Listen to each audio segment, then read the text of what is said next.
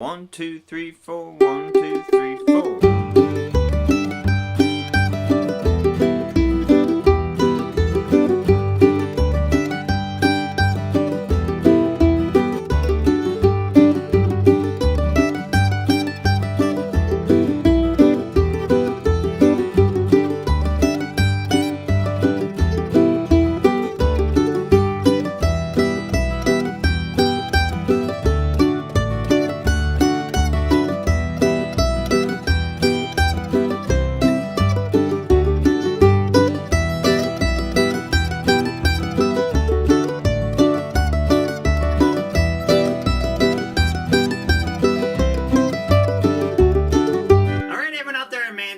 Mike Heading here, coming to you today with a classic fiddle tune. We're going to work on the Temperance Reel in the key of G, also sometimes called Teetotaler's Reel. This is one of those great songs that kind of crosses genres. You might hear it in a bluegrass jam, you might hear it in an Irish jam, an old-time jam. This is a really great song to know.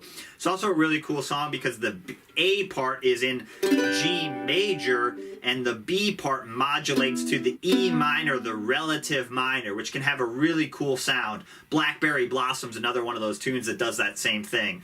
So this song has an A part and a B part, and I've got a basic A part and a basic B part, and then a variation for each part that we're going to work on.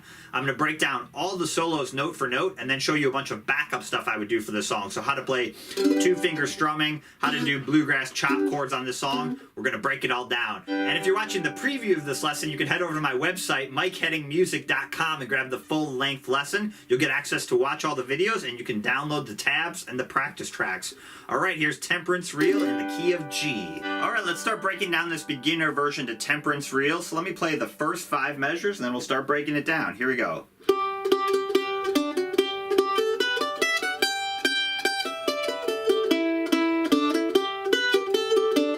Let's do that a few times.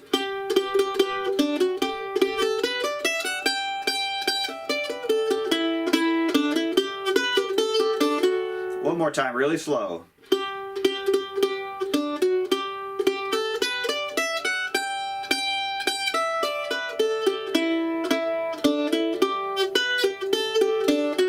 Alright, so we're going to start with our pickup in measure 1. We're going to put our third finger on the 5th fret of the D string, and we're going to play down, down, up, down. This is sometimes referred to as like taters or potatoes. It's basically mimicking a fiddle shuffle on a fiddle bow shuffle, and we're basically kind of setting the time with this little down, down, up, down pick technique. So I'm just going to put my third finger on the 5th fret, and I'm going to go down, down, up, down. And you can see the pick direction below the tab. The staple looking symbols are the downs, the V's are the ups. So follow the pick direction really closely on this song. That'll help you play through it. Alright, here we go. So we have, and the count of that is 1, 2, and 3. And then we're going to play open D string, and then 4th fret on the D string, down, up. So we have, and if you didn't like that kind of potatoes pickup, you could just skip that and just play open 4th string and then 4th fret. And that's maybe what I would do if I wasn't starting the song. So if I was playing rhythm, you know, I probably wouldn't do that little. But that works really well if you're starting the song. It's basically kind of setting the tempo for the jam or the band that you're playing with. So again, one more time.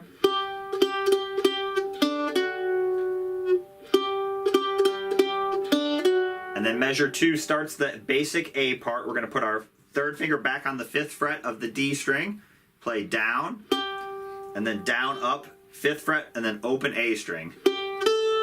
And then 2, 5 on the A string, first finger and third finger, and then up to the high E string, open 2.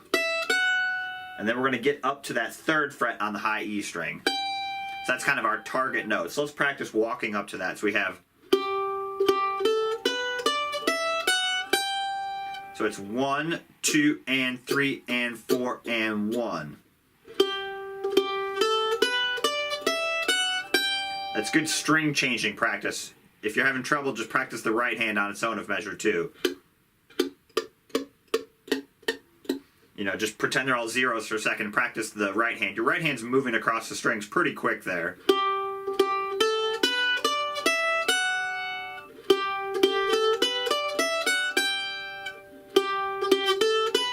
The other thing I recommend is trying to keep your first finger down when you do this 2-5, and then kind of keeping in that position instead of going and lifting that finger up. That kind of throws you out of position. If you can keep this finger down, kind of keep your fingers down as long as possible. That's good practice. Let's do measure 2 one more time. And then we're going to play measure 3, 3rd fret on the high E string twice. So 2 down strokes, and then 3 open on the high E string, and then 5-2 on the A string. We're basically going to walk back down those same notes we just walked up. And then measure 4, open A string, 5th fret on the D string with an upstroke, and then 2nd fret on the D string twice. And then we're going to play open 2. And I'll break this down all in a second. I just want to have you hear how it fits together. Because measure 3 and 4 kind of fit together. So we walk down.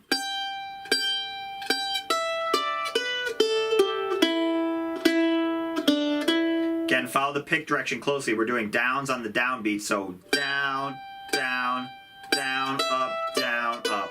Let's practice that. I'll do it without talking.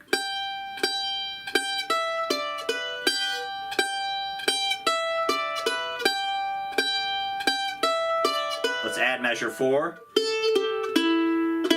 That's good practice. We're going down, up, down, down. So even though we're going to a lower string, we're still doing it up. And that's like over an E minor chord there. So we're going from the G major into the relative minor, which is the E minor, which has a really cool feel as well. So we're walking back down to that E note on the 2nd fret of the D string. So let's do that whole part 1 through 4. Here we go.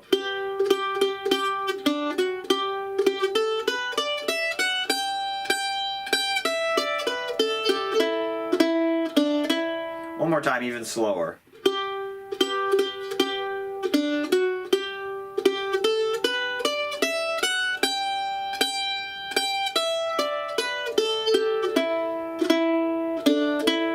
Okay, and then measure 5 back to the 5th fret on the D string. And then we're going to put our first finger on the 2nd fret of the A string and do down, up. This is really good practice. Very fiddle inspired, so we're going. I'm just looping the first two beats of measure 5. So we have 1, 2, and that's good picking practice. And then we're going to do open 5. So we have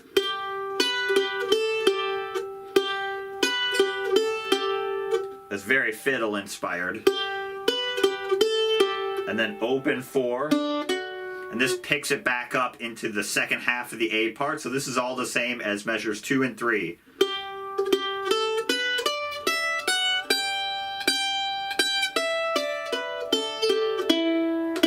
And then we have a little ending lick that's slightly different.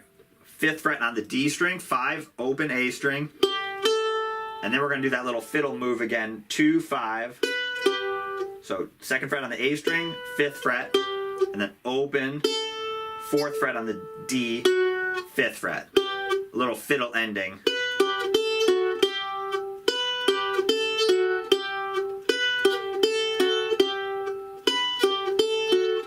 So we walk down again, the same lick on the E minor, and then the ending is slightly different. So that's the basic A part. So this fiddle tune, and many fiddle tunes follow the same form. I call it 1, 2, 1, 3, or A, B, A, C. So those are the phrases. So we have phrase 1, and then we have phrase 2, and then we're back to phrase 1. And then we have phrase 3. So if you learned measures 2 and 3, you'd have 50% of the basic A part already down. So if you can remember that 1, 2, 1, 3, those are the phrases, right? it's going to be a lot easier to remember the song because we have a phrase that we play. Then we have the response. Then we have the phrase 1 again, so we go back to our original call. And then we have phrase 3, which is our ending. So that's really common. A lot of fiddle tunes follow that same format. So that's something you can be on the lookout for. And again, if you can understand the form of the song, it's just going to make it that much easier to remember. Okay, that gets us into the end of measure 9. We're going to do that open 4 pickup again. And we're going to start the A part variation. So this is going to be very similar. We're just going to fill it up with more picking. So instead of doing a quarter note at the beginning of measure 10 like we did in the basic A part, now we're going to go 5, 4, 5. And then do those same notes walking up. So we just bounced around that D or G note. So instead of just playing that note, now we're bouncing around it. So just kind of, again, another fiddle or mandolin way to play a melody. I call it the bouncing technique. Our melody note's that 5th fret, and we're just going to 1 note lower and bouncing around the note. And then right here in measure 11, it's a variation on measure 3. Instead of playing the 3rd fret with quarter notes, we're going to do that same bouncing technique. We're going to go 3, 2, 3, 5, all with downstrokes. And then the rest of it's the same. So compare that to, now we have,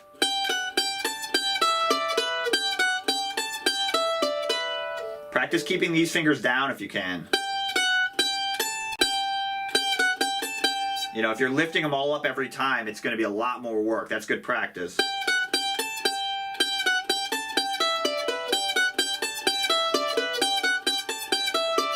So let's do that A part variation. We have.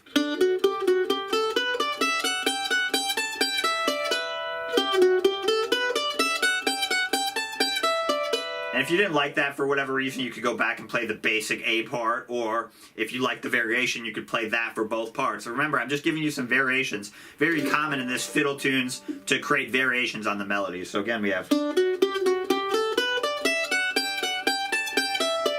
And then right here, we're just going to fill it up again with more picking. So I did open 5 the same way we did it before. And then we're going to do that bouncing on the E minor. 2, open 2. I just filled it up with more picking, right?